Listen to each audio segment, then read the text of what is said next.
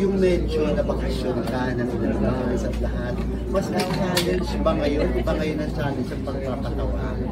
Kumpara sa panahon ngayon nga, ang dami na rin talaga nagpapatawa sa social media. Iba yung pagpapatawa sa movie.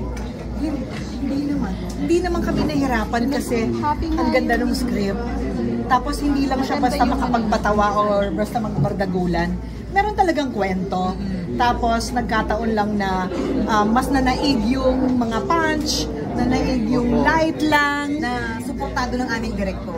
So, more than anything, hindi lang naman talaga kami nagpapatawa. We are also telling a story.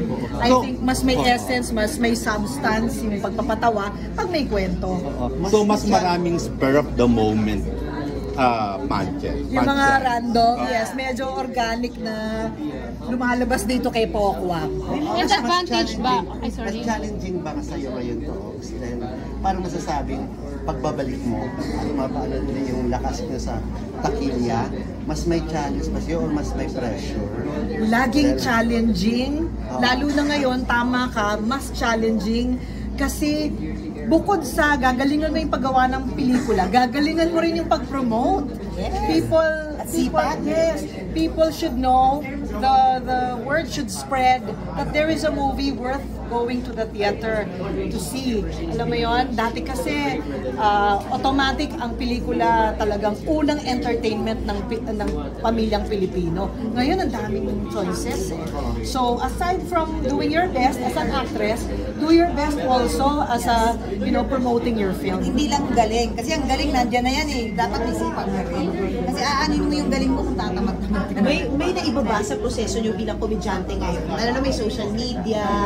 Opo. Yung sa pagbitaw nyo ng linya. No, wala. No, they really inspire me. Meron ako mga fino-follow ng mga creators. Ang galing-galing, nakakatawa talaga sila. So, nai-inspire talaga ako sa kanila. Inspirasyon din. Nagiging inspirasyon din naman kami sa kanila. Bilang mga veterano. Nakakatuwa, nakakatuwa. Nagbibigayan lang naman. Bukod sa 3 months na medyo nabakante ka, yung difficult mo, ano ba yung mga priorities mo? Right. Ano yung mga na-realize mo? Ano yung mga napag-desisyonan mo? Yes. Na ganun ka active ng mga panahon? Right. I realized that napaka-importanteng gumawa ng comedy. Gumawa ng brand ko.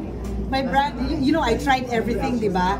Nag-drama, nag-action, kung ano-ano, I tried everything.